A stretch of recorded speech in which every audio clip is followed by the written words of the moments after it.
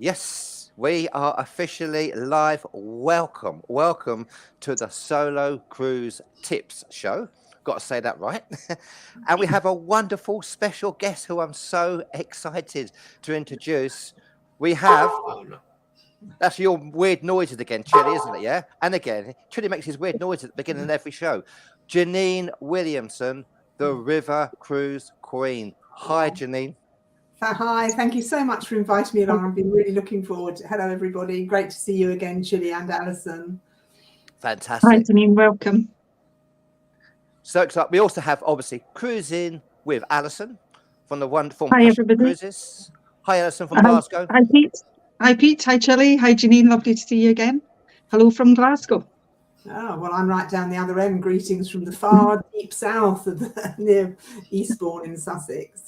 And from a little bit further away, we have Chili Cruises from Virginia. Yes, Chili. there you go. I was wondering if you were going to remember or not, Pete. I know. Speaking of Southern, I'm Southern in the U.S. Yeah. So I'm on the other side of the pond from all you folks. So Fantastic.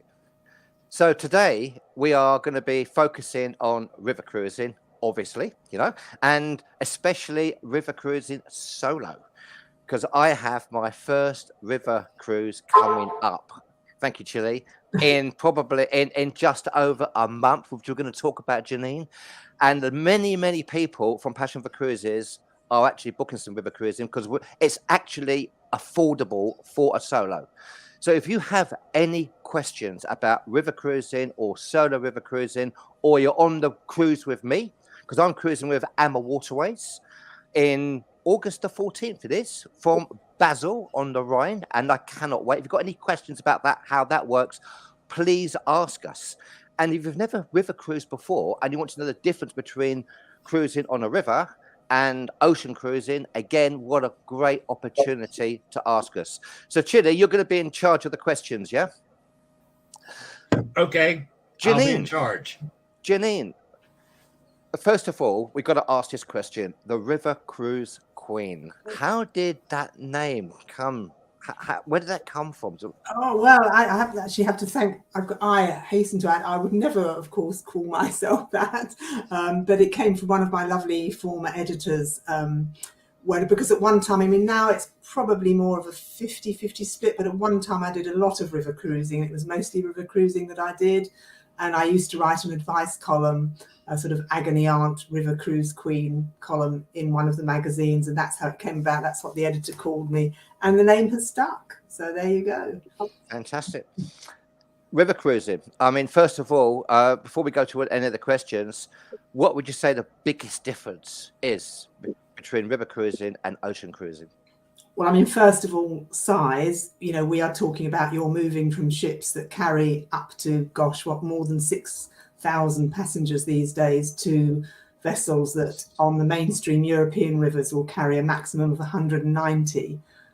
So it's a much more intimate experience. And I would say it's a fantastic choice for solo travelers because you have that wonderful friendship and intimacy. I mean, it's so easy to meet people and you become friends very quickly. I mean, for example, I've been on an ocean cruise. I've been on a plane on the way home and found that a friend of mine has been on the same cruise. We never bumped into each other all week. So whilst, of course, ocean cruises do have their singles get-togethers and, many are great and geared for singles, a river cruise really is a good choice because it's just so friendly. If you're a little bit nervous about going away by yourself, you're going to be with like-minded people. You're always going to make friends. And as we can probably touch on later, Pete, there are certain lines that are really geared up for solo travelers with single cabins on every cruise, special dedicated river cruises for solos. Fantastic.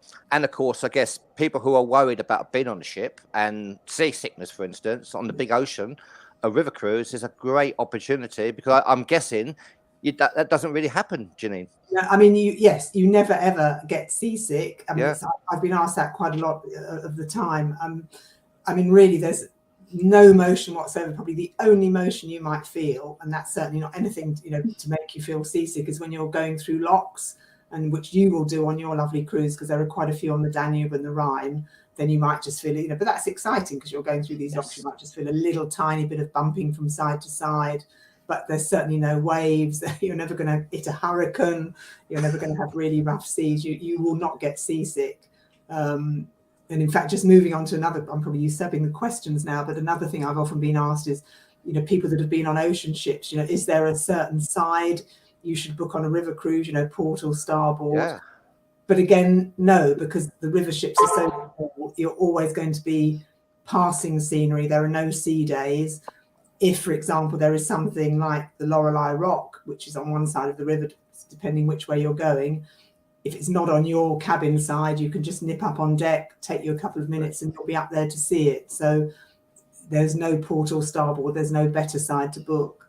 Fantastic. Well, before I ask you specific questions about the cruise that I'm doing and fellow members from Passion for Cruises, it's actually a hosted river cruise. There's 25 of us, and so excited about that. Before I do that, and before we go to the questions from our members, everybody's watching the audience.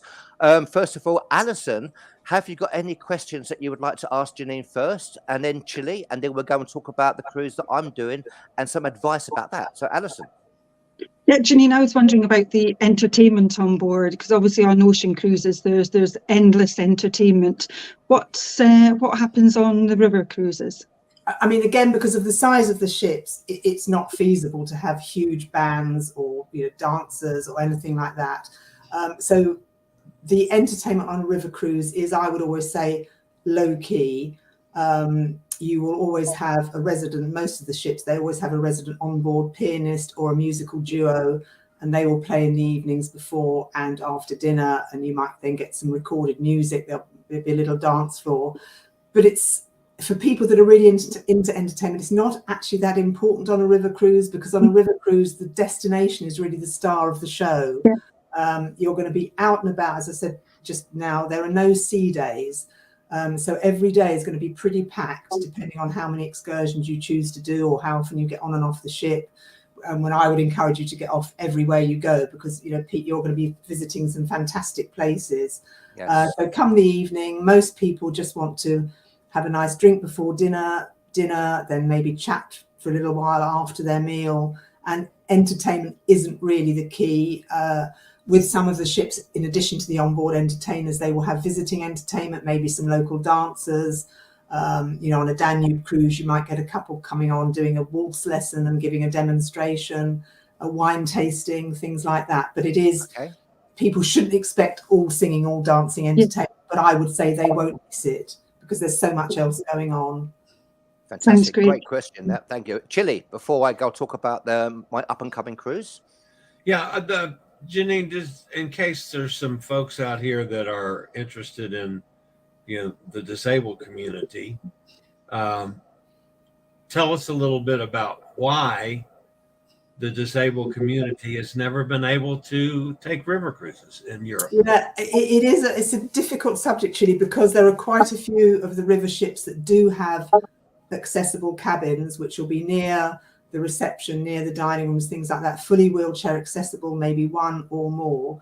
And they will do what they can to enable people to come on the cruise. But the issue often is not with the river cruise line, it's when the ship's moor. If you moor next to the dock, fine. I mean, the criteria is if you're in a wheelchair or have mobility issues, you need to be able to get on and off the ship by yourself or with the help of the person that you're with.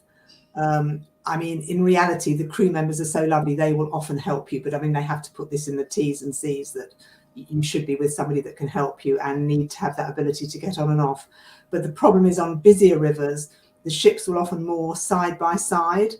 And so you could be on the furthest ship from the dock. And so to get off, you now, at one point, you used to be able to go through all the river ships on the same level through the lobbies. But I don't know if there was some issue with people getting ship envy maybe and seeing other ships, and they just didn't want passengers from other lines coming across. So now you have to go up to the sun deck, then get across and down the other side. And this is the main challenge. And it's a real shame, because I think it means that so many people that want to go on a river cruise are prevented from doing so.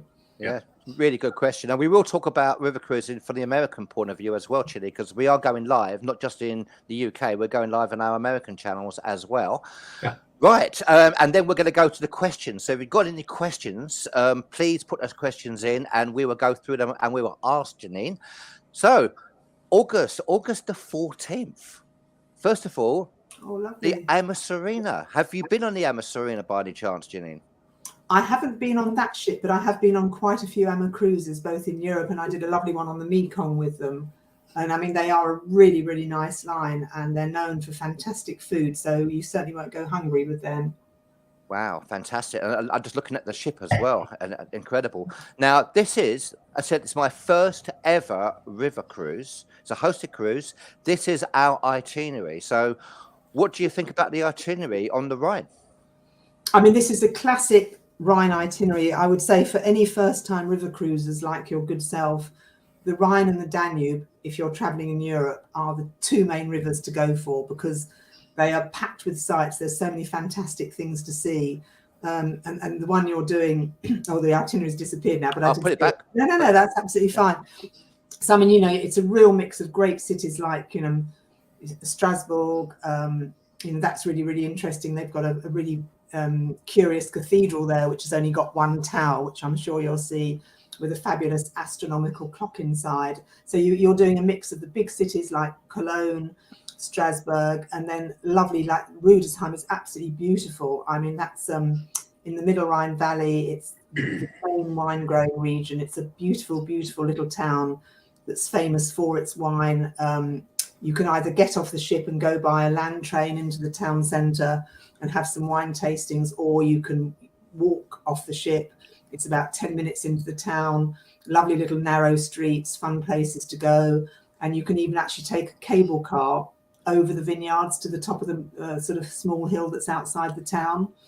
So that's definitely a highlight on your cruise. And the excursions, good, because the excursions are included and we have choices of excursions as well. So what's the best way of working with excursions? Do you do it when you're kind of on the ship and we all get together and we go, okay, we would like to do these ones, they would like to do those ones. What's the best way of working as far as excursions are concerned? I mean, that's another very, very good point, because following on from Alison's question, I mean, one of the big, big differences between river and ocean cruising is that with river, you get all or most of your excursions included, depending on which line you're traveling with, which makes river cruising much more easier to budget for. I mean, you may have had the comment, you know, from some of your guests that, river cruising looks much more expensive than ocean. Well, the bottom line price, yes, it is, but you have to factor in how much is included, which is excursions, which can be very, very expensive. As you know, Chile, on ocean ships, you know, you're talking maybe $100 or more for certain excursions. So do you book them on board? Is that what normally tends to happen? Or I mean, do you... With you, I'm sure with Ama, they are all included. They are included, yeah. Every day you will get a choice of one or more excursions to go on, and you can just decide on board when you want to go. And there again, there's not the sort of hassle factor of having to sign up or not sign up. You can just decide there and then. Maybe some of your guests might feel a little bit tired one day and just prefer to wander by themselves, which is absolutely fine. See, I do know Chile wants to see me on a bike, don't you, Chile? Oh my goodness! Oh, yes. I think Pete needs to ride a bicycle. From I see those excursions all you do. the way. I think he should do it all the way. Yeah, follow the boat. I think Emma Cruises did that at some point, didn't she? She did. Okay. Yeah, she did. Now, as far as the actual statements are concerned. Oh, lovely! Great staterooms. Now, absolutely. Please talk us through how they work. Obviously, I mean, it looks reasonably obvious to me, but a French balcony or something that's completely confused me. So, what would you say a French balcony is, and an outside balcony is, Jeannine? Right. And again, there are some terms that are a little bit confusing. So river ships, obviously you've seen, I mean, first of all, with river ships, all of the cabins are outside facing. So there are no inside cabins at all, which I think some people don't realise. So you're always going to have great views. I mean, obviously the least expensive cabins are the ones with a fixed window, which are on the lower deck. And I've stayed in them, and if you're going to be out a lot of the time, they're absolutely fine, no issue at all. That, as you can see from your illustration, they're bright and airy. Excuse me. Now, French balcony, that means you've got a window, a panoramic window that you can see there, which will fully open either up and down.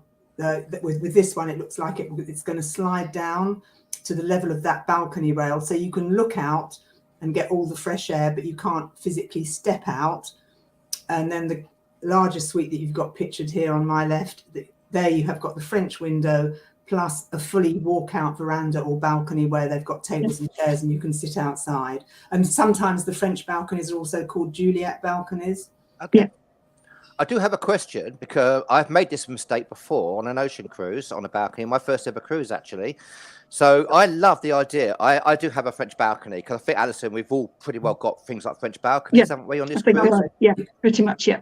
Which is incredible. And I just love to have the curtains open and the window open and enjoy the natural sounds and the stars. We know what's coming, don't we? Yeah, yeah. How can you I did that on my first ever ocean cruise, and I had a balcony and I loved it until I arrived in port and woke up and I could see people looking at me in bed and I wasn't wearing anything. And I'm like, so what would your advice be with that? Is it good? Because are we going to go into Don't go to bed naked, Pete. Yeah, well, I mean, firstly, my advice would be take some pajamas. Secondly, my advice would be always close your curtains at night. Because as I said, the river cruise lines, it's the port authorities that tell the ships where they can moor. And it's the luck of the draw. So, I mean, to be fair, whilst not quite your predicament, I have also got up in the morning, open the curtains just to be looking into somebody else's cabin, next to me. Luckily, everybody was fully clothed on those occasions, so there were no red faces. But we will come back to this about this, because we've got a lot of questions as well, Chile. So I think we need to go through the questions from everybody first and come back to this. Thank you, Chile, for that. All right. First of all, guys, if you are watching this on Facebook, and make a comment, please put your name on the comment because I've got no way of knowing who you are if you're from Facebook. Now, if you're watching it on any of our other channels, then that shows up your name. Like I know that Terry's here, and I know that Lori B's here, and Dominic. Hi, y'all. Somebody from Facebook is going on the Virtuosa next week. Somebody from Facebook will see you on the Amasarina, Pete. Fran's with us. She has a question. Fran, which lines are those that are geared toward singles or solos on river cruises? Okay, well, is Fran in the UK or the US? The UK. I'm going to talk about US because it's a little different setup. Okay, sure. But I would say with what you know over there. Okay, well, if you're in the UK, a fantastic line for single travelers is Riviera Travel. They're very, very switched on to solo travelers. I mean, they do actually sell in the US too, but they predominantly, most of the passengers will be from the UK. On every single river cruise, they set aside a number of cabins on the lower deck, the fixed window cabins, maybe 7 or so, that are always available for single travelers. So you get your double room, but as a single traveler with no dreaded single supplement, which of course, as we know, is the big bugbear with traveling solo. Now, obviously you have to be getting quick to get those cabins, but on every single cruise that Riviera does, those cabins will be set aside for solos on a first come, obviously first served basis. And then beyond that, they also each year organise a number of dedicated solo cruises, which are purely for independent travellers. And every cabin category, there's no single supplement. So if you want to, you can splash out and book yourself into the top suite just for the price of if you were travelling with somebody else. I mean, that's a fantastic deal. And plus it's nice. That's a nice one for anybody that may be going on their first solo cruise, a little bit, concerned about, mixing with other people, but on that, everybody's going to be a single traveller. So it's a brilliant way to make friends and a really cost-effective way of going on a river cruise. And what's exciting, Jeannine, sorry to interrupt you, Chile, what's exciting is for the first time, in many ways, it is affordable. I know, Alison, Passion for Cruises has lots of opportunities for river cruising at wonderful solo prices. We certainly do. We've got, if there's anywhere in Europe, any of the rivers you want to go to, we've got a wide variety of cruises to suit everybody. So we also do, the Mekong is becoming really popular. We've started doing some cruises on the Mekong, and that's certainly piqued a lot of people's interest. So I would say if anybody is looking at any of the river cruises, even the Nile or the Mekong, then give us a ring, because we'll have something to suit you, definitely. Fantastic. Now, Julie, carry on, please. Okay. Irene says that she's doing her first river cruise in July. Yeah. Very good. That's nice. I think Irene's doing the Danube, if I'm right, Irene. Okay.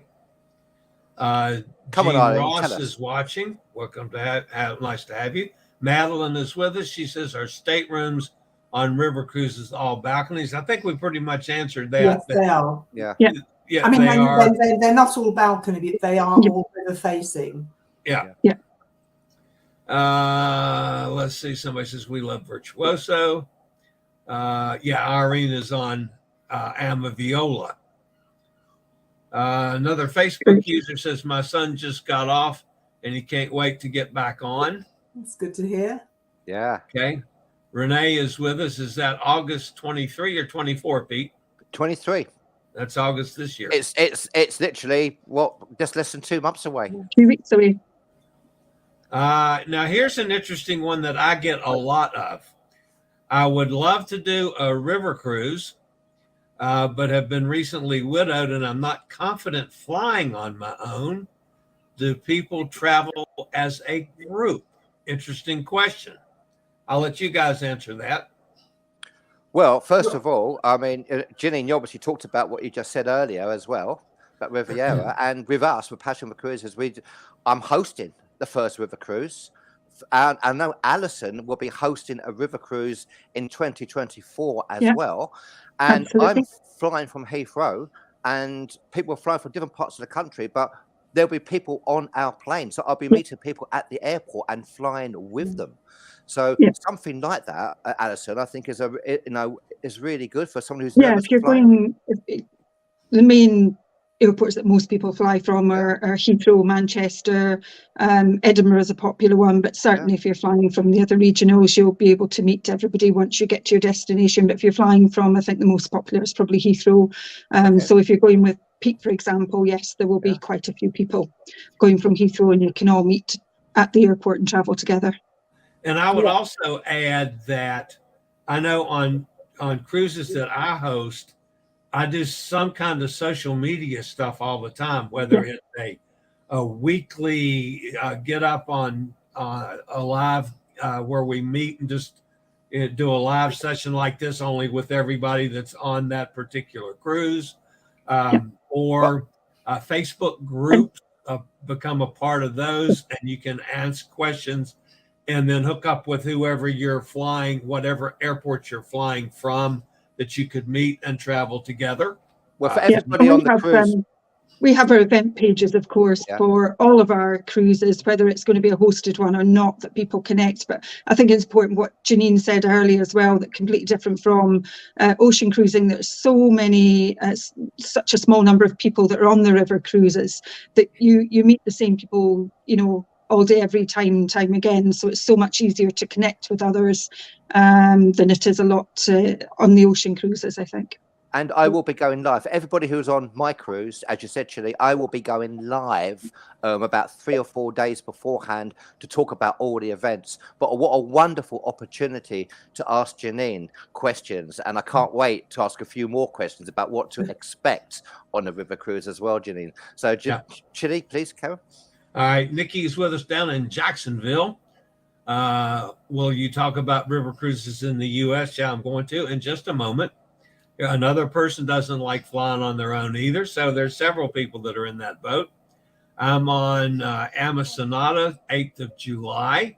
That's awesome. Nice. Julie says, hiya, I'm recently widowed and are doing the Danube on the 15th of August. Very nice. They do have group chats on Facebook.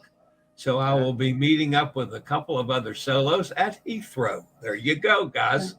There we go. Can I just make one? Sorry. Yeah, go please, ahead. Jeannine, please interrupt. One thing while I think about it, because obviously, your previous year said about, not liking to fly alone. I mean, bear in mind that if you're living in the UK, there are other options. You can go by train or even by coach. And so, I mean, then you're going to meet with people on the coach before you even get there. So depending on the destination, there's the option to travel by Eurostar or, as I say, with an overnight on a coach to get to the cruise. And I mean, that's another great way. If either you don't like flying or you don't want to fly, or you prefer to try and meet people earlier on, there are those options. It's a very, a lot of the lines offer a very flexible way to travel. Great answer. Love it. Yeah, you can.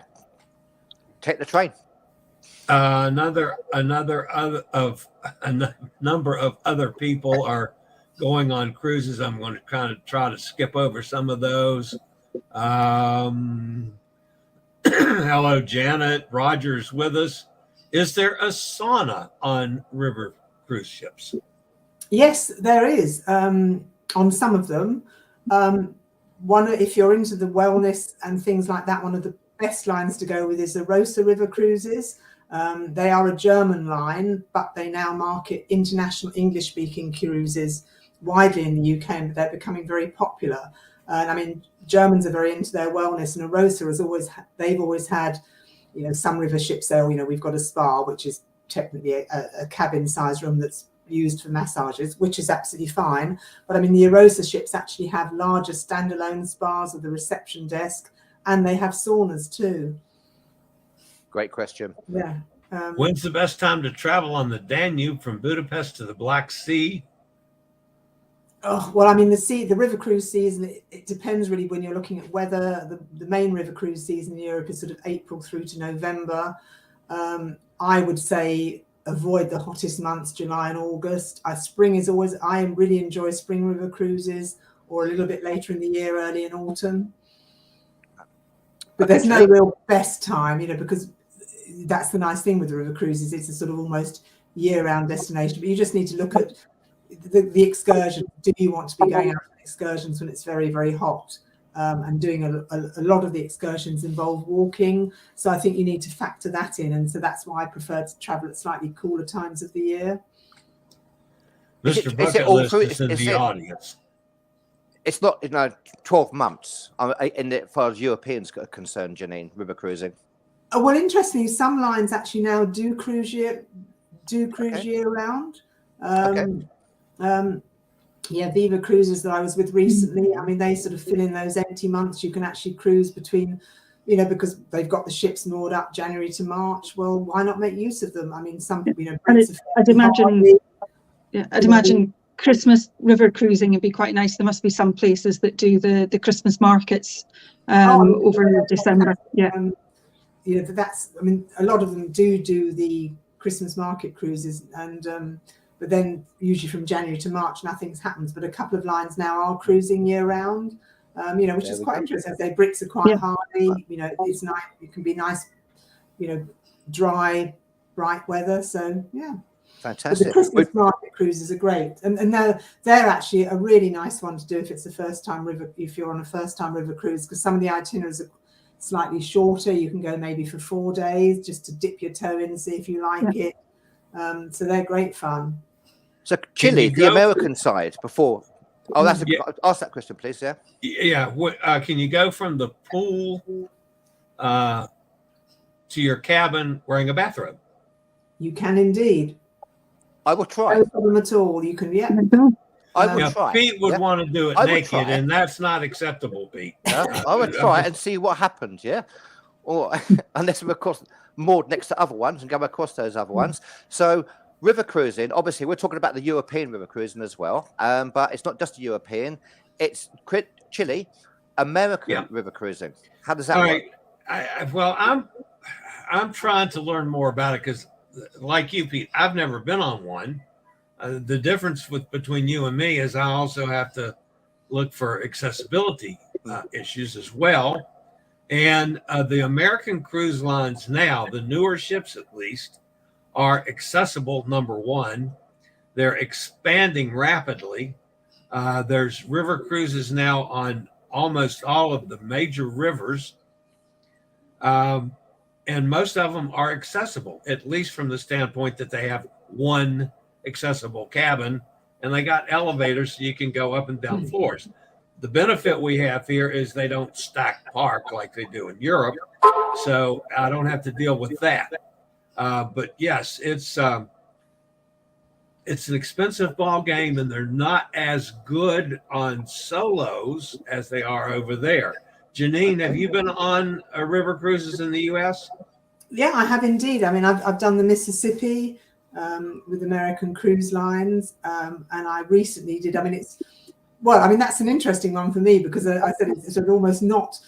It's an alternative river cruise because I have to confess I'd never heard of it on the Intracoastal Waterway along the Florida coastline. I got on in Florida, and that was fantastic, where you're traveling on rivers, inlets, creeks, lakes. So that's a really interesting one to do. But of course, your ships aren't restricted by size like they are in Europe. You know, they haven't got to go up, squeeze into locks. They haven't got to go under low bridges. So the very nature makes them more accessible because they are bigger. But I'm interested to hear you say that they aren't more accessible, because I would have thought they would be. Yeah, me too. But the explanation I've gotten from them is most major cruise lines, ocean cruise lines, give 1% of the cabins to the disability community. In other words, handicap accessible rooms make up 1% of the rooms. So if you have a river cruise line that has 100 cabins, 1% of them is one cabin. Yeah. So it's because they're smaller ships and smaller number of cabins. Yeah, but at least there's one. Now, my point to them, and maybe, I'll have to twist your arm to get you to recommend me to some of the folks you've traveled with, is they need somebody like me to get on them and promote them and do my things with my live shows from the river cruises. So at least the accessible community knows it's available, because I don't think a lot of the U.S. accessible community is even aware of it. I've got a question for Jeannine. What choices are there in America? It's such a huge country. I mean, you know, North America, you're talking about probably Canada. What river cruising? What have you done? I mean, there are two main players, you know, on your side of the pond. I mean, it's American Cruise Lines and American Queen Voyages, which used to be the American Queen Steamboat Company. Am I right there? They changed their name a couple of years ago. So they're the two main players, and obviously Viking has now more recently gone on to the Mississippi, so they're now there. But they're the two main ones. I mean, American Cruise Lines covers a vast array of rivers. I mean, I've done the Mississippi, the Intracoastal Waterway. I did the Great Lakes with American Queen, which obviously isn't quite river. But, you know, there are a lot of rivers. You know, so you've got a very, very big country and a lot of rivers to cover. And I just think it is a shame that it's not more accessible, because, you know, I was very impressed by how many, obviously, rivers there are. I mean, for the Brits, we will automatically think of the Mississippi, which is, of course, the obvious choice. Yeah, that's what I was thinking of. Yeah. Exactly what I was thinking of. Addison.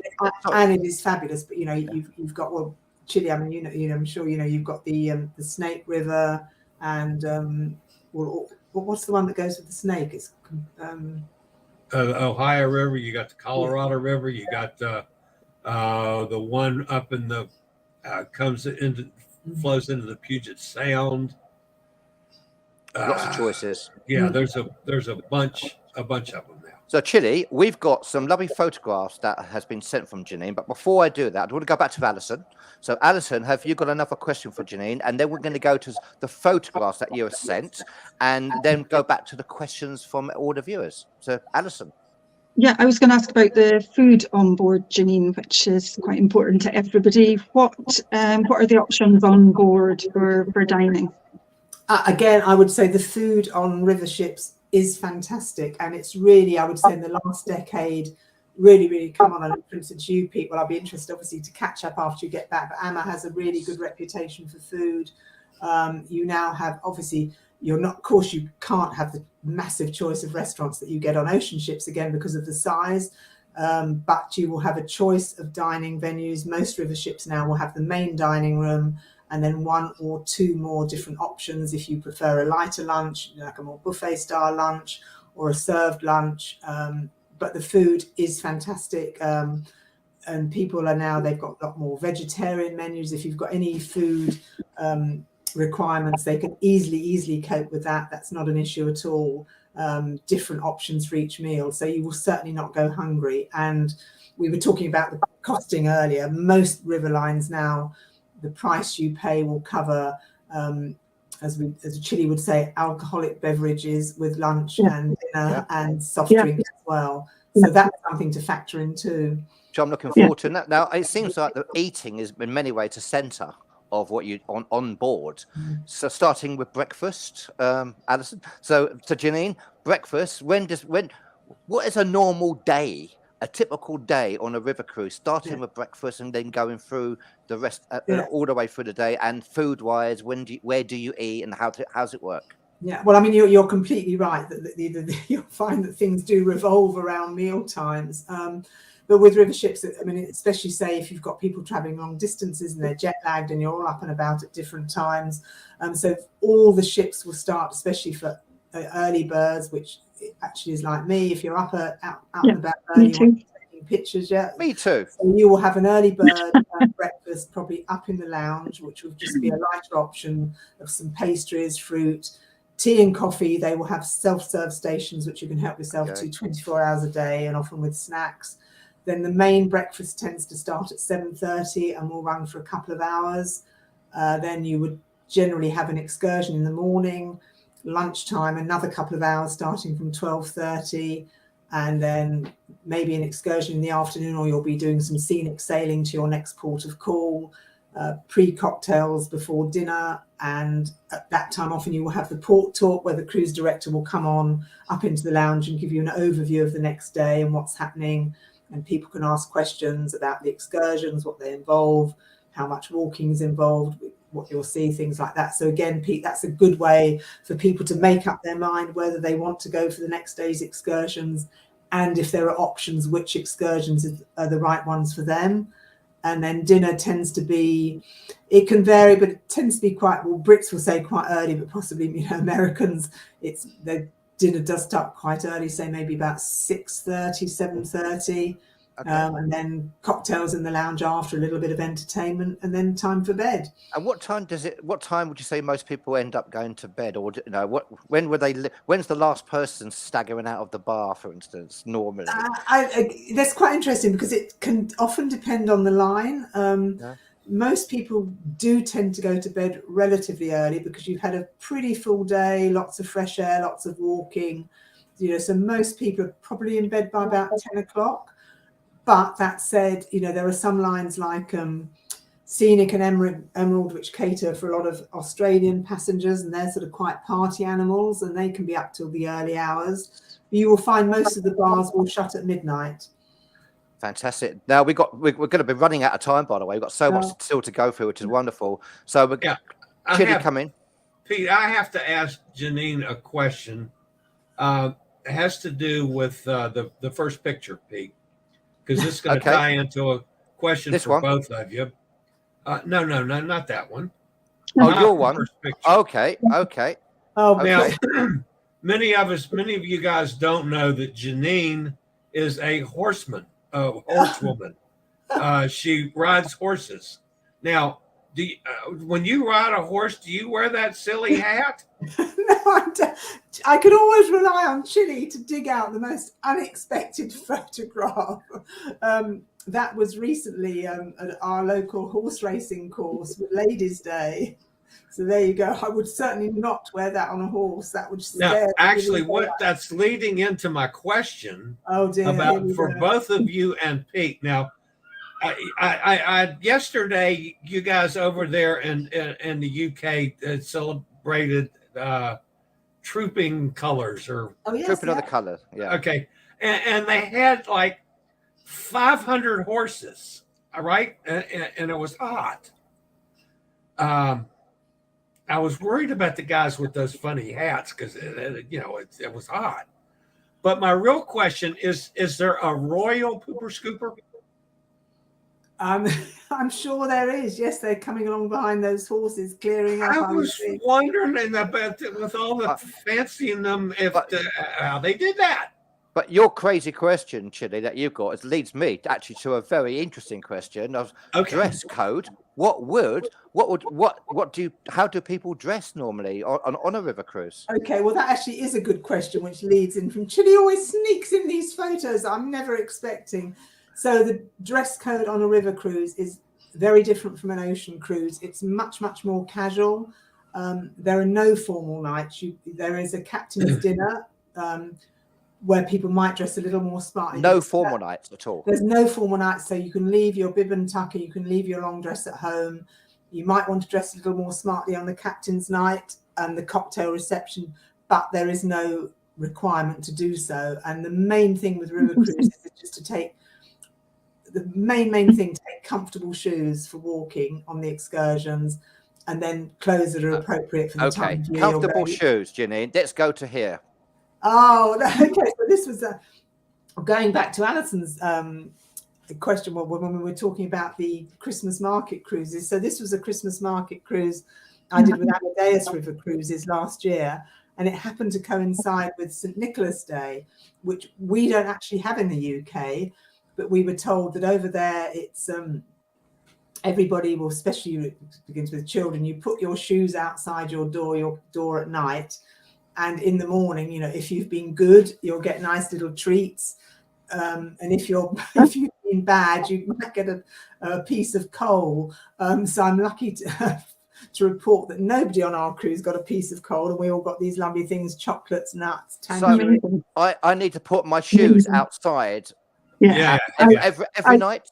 I wouldn't if I were you, Pete. Only on St. Nicholas Day, which I think was December the 6th. I may be wrong, but I'd have to look that up. Okay. So my second picture is Jeannine dressed for a river cruise.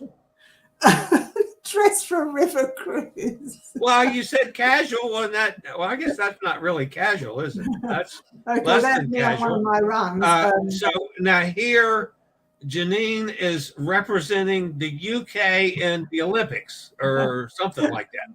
Not quite. You ran a marathon, the London Marathon again. That was the London Marathon last year, actually for a great charity, the family holiday charity, which sort of sends people on holiday. People with that's such a great charity. So I was determined to do it, but we can quickly turn that round into something relevant to river cruise. And if you are into keep fit, I mean, rivers are a great way because it's flat.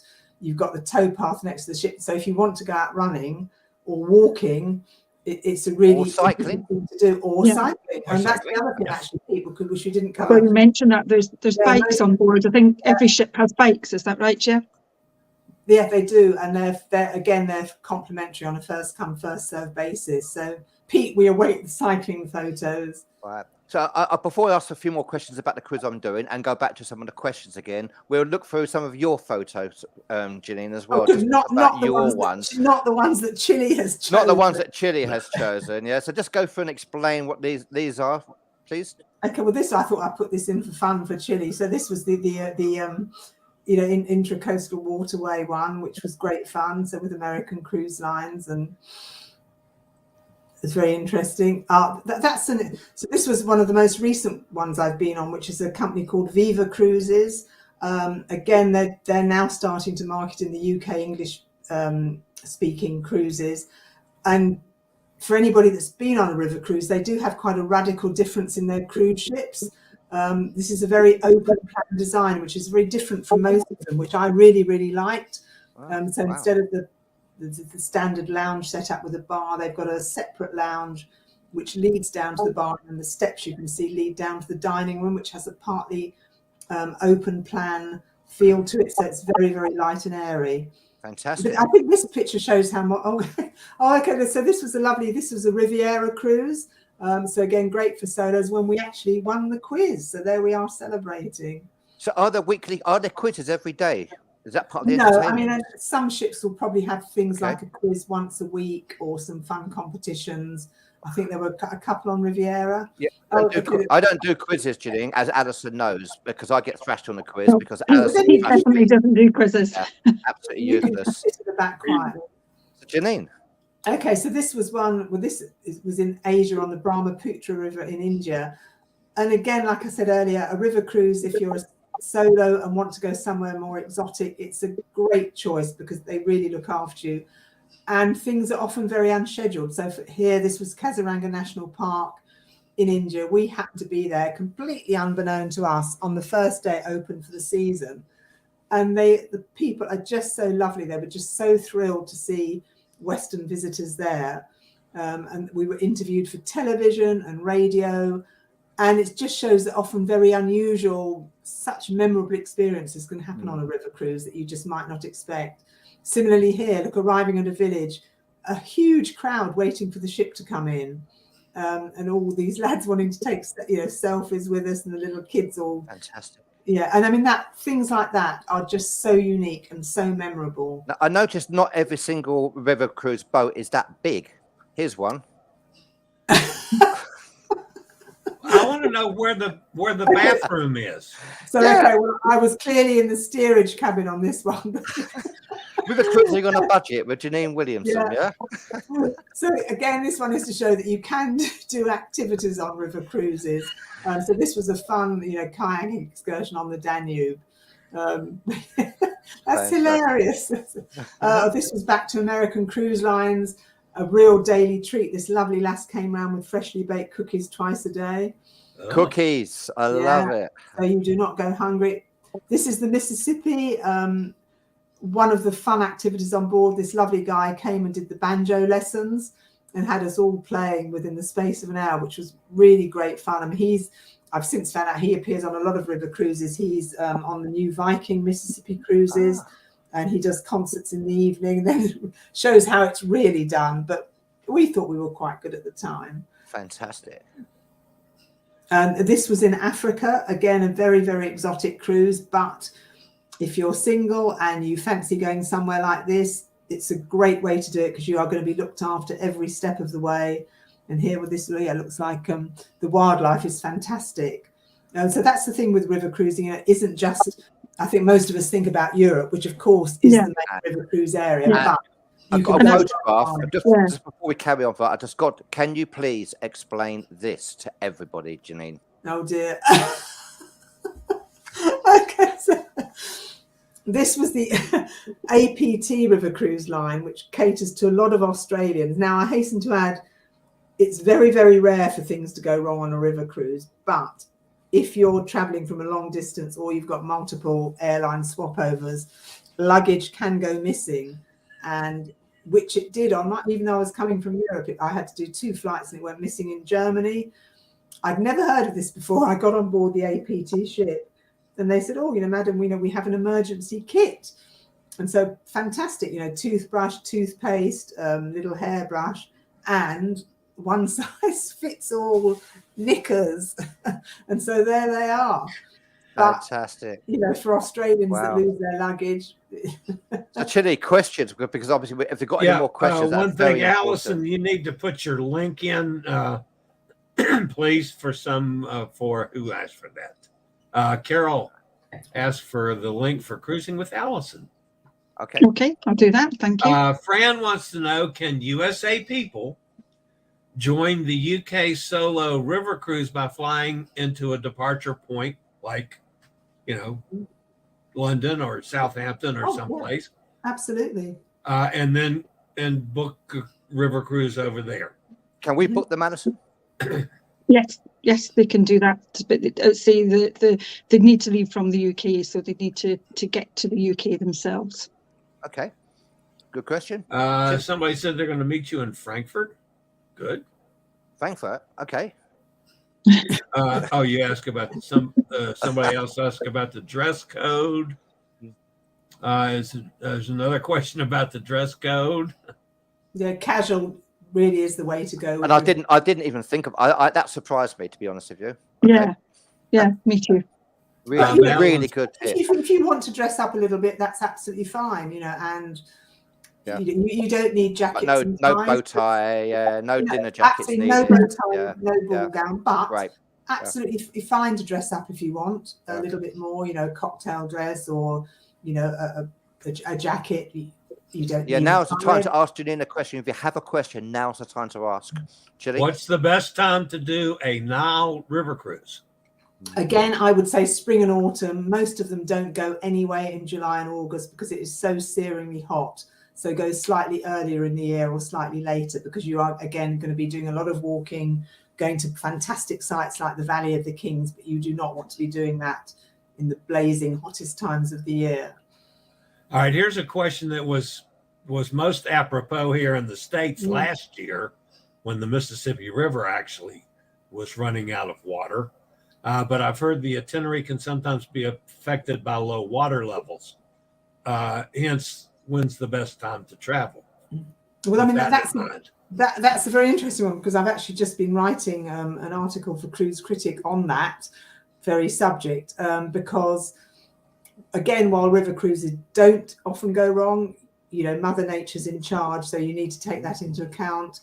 So river levels can be affected by, for example, in the spring, you've got a lot of melting snow in the Alps, which can cause water levels to rise, which can sometimes... You know what? You show a picture of cookies, yeah? And you know who's going to end up turning up here. Hello, Emma. The first thing she heard was Pete would want to do it naked. Yeah, absolutely. Hello, Emma. Yeah, so more rare than low water levels is high water levels, but it can happen. And then, you know, ships might not be able to move because they've got to squeeze under bridges and that the water levels are too high. Far more common now with global warming and droughts is low water levels. I mean, the worst one recently was in 2018 when a lot of itineraries had to be altered. And they will tend to happen at the end of a long hot summer, so probably August onwards. If you cruise before then, it's highly unlikely you'll be affected by that. And river cruise lines, they all have a plan B in place if that happens. What other tips have you got, Jeannine? Because I saw someone mention that it's a good idea to, if you've got your own headphones, bring your own headphones, because if they're more comfortable than what they provide. Because when you obviously do on the tours, you can plug them in and listen into the commentary. Oh, that's an interesting one. I mean, I've never been asked that before, and I guess as long as they're compatible with the quiet box devices that they use, then bring them, which I'm guessing they are, because I would think it. But I would look. In fact, that's an interesting thing. I'm now going to look into that. But yeah, they have these sometimes the really fiddly ear things, which are hard to get in. I just given some advice to the river cruise queen. Have I just done that? You have, and I'm now going to look that up. But I would assume most things are compatible. And it's the port is the same. So yeah. And any other advice for a first-time river cruiser that they might not think of what to take with them and what to expect? Oh, well, first of all, advice is book it. Don't be nervous. Go for it. The comfortable clothes we've covered. I would say don't overpack. Often it's you never tend to use everything you've packed. Take obvious things like a hat, sunglasses. In Europe, we're used to pack for every eventuality. Take a little bit of money for spending off the ship, but you won't need a lot. It's really more for sort of souvenirs. Okay. And well, the main thing is just go for it. Book your river cruise, and you'll have an amazing time as a solo. I guarantee it. Are drinks expensive on a river cruise? Well, most of them now, Chile, they're included with the lunch and dinner. There's free-flowing wine, beer, and soft drinks, or non-adult beverages, as you might call them. There's 24-hour free tea and coffee. Some river cruise lines have coffee and tea making facilities in the rooms. Then some might be all-inclusive, like Uniworld, Tau, Quasi Europe. All the drinks are included all day long. Others, you pay for them as you go outside meal times, but they're pretty reasonable. Or with lines like Viking, you can buy a drinks package. Alison, have you got another question? Just like on ocean cruising, Jeannine, there's some absolute bucket list destinations that people like to go to. Is it the same with river cruising? Are there certain cities that you would say, make sure you visit on your river cruise, make sure you get a river cruise that ticks those places off? Yeah, well, again, I think for the first timer, it's definitely the Rhine or the Danube, because there are so many sites along the way. You know, you've got wonderful vineyards, you've got wonderful castles. You know, the classic ones on the Rhine and Danube are 7-night itineraries, and maybe round trip from Passau, or, you know, from Cologne along the river. So they would probably be definitely the first ones to go for, because, you know, the sites are fantastic. There's something new every day. I mean, all river cruises, that's another point. There is always something new every day. You're never going to have your day at sea with nothing to see, so to speak.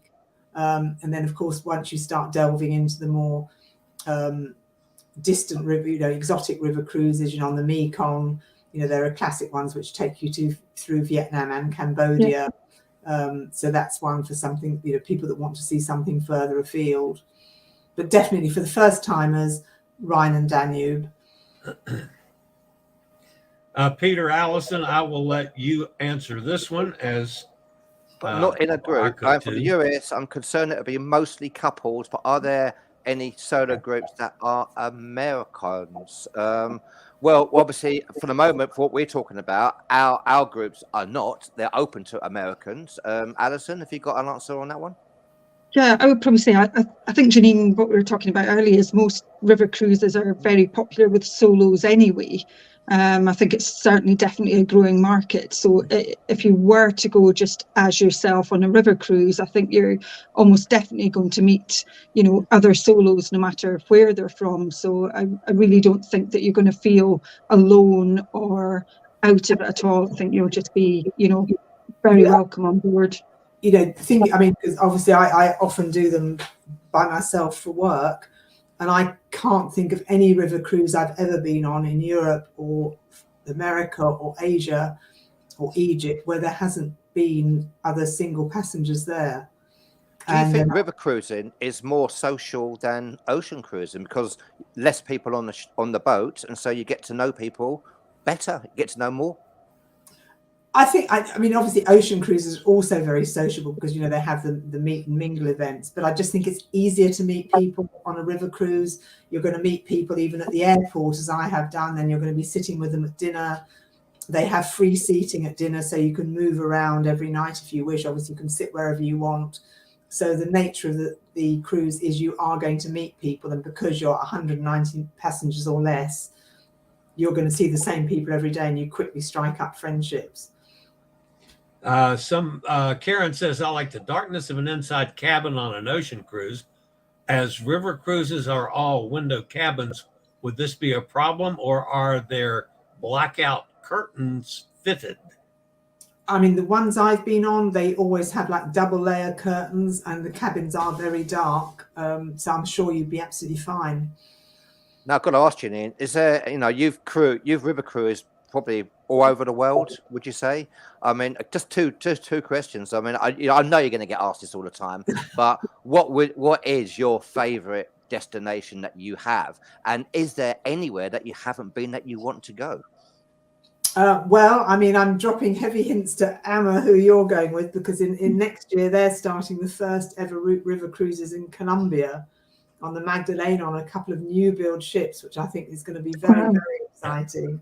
So hint, if anybody's listening in from there. I think hint with Alison as well on that one. I was going to say, yeah, I might join you on that one, Jeannine. And hint for somebody that wants accessibility too. I mean, it's impossible because everywhere is so different. You know, I mean, in Europe, for example, after you've done the Danube and the Rhine, the Douro in Portugal is a lovely river. It's very different. It's very green. Great for people that are interested in wine and food. So that's a great destination. I've done China, you know, again, a fascinating destination. It's just so hard to say a particular favorite. You know, Mississippi I love, with the music and the history and everything. And what's your next river cruise, Jeannine? My next river cruise, that's going to be in July with Quasi Europe, which is a new extension they're doing to their Elbe itinerary. And again, that's an unusual destination actually on the Elbe, because not many river lines go there. And they are extending that with a new stretch of the river in the Czech Republic, which is new this year. So that's what I'm doing in July. So watch this space. So, Alison, any more questions? Chili, any more questions before we wrap this up? Because we are into the hour. Can you believe it's gone so quick? Yeah, Pete, and we have a bunch of questions we couldn't get to today. I apologize for that, folks. This has just been a really busy show. both I think we've on covered a lot of content things. and the questions. So we'll do it another time. Yeah. Any questions we can follow up, and if you know. And how can everybody follow you, Jeannine? Because you're an award-winning writer, you're a journalist. You know, how can everybody follow your journey? Well, I mean, I've got my website. I'm on Facebook. You know, so I'm on Twitter. I'm on Instagram. Usually Jeannine Williamson, but just track me down, or I can forward the details to you. And yeah, be lovely. Yeah, to hook up with more of your viewers and listeners. Wow. Well, thank you, Jeannine. Thank you so much for coming on our show, talking about river cruising. I've learned so much. I hope everybody else out there has as well. I cannot wait to experience my first ever river cruise in August. I'm just so excited. I really am. So, Jeannine, please come back again and talk to us, because there's just so many questions out there, and river cruise is becoming so popular now. And again, speak to passionate cruisers. We've got some great opportunity if you want to cruise solo at a reasonable price, which is fantastic. It means it's affordable, because river cruising always felt like it wasn't affordable on a solo point of view. Alison, thank you so much for coming on. Thank you, Pete, and thank you, Jeannine. Always good to chat to you. Enjoyed it. Thank you. I could talk river cruising forever, so I'd love to come back and join you another time. Thank you. And Chile, representing our friends in North America, thank you so much as well. Thanks, Pete. Good to see you again, Jeannine. Good to see you, Alison. Love you guys. You too, Chile. And thank you, everybody who's been watching today. We really appreciate it. And we'll see you next time. Thanks, guys. Thank you.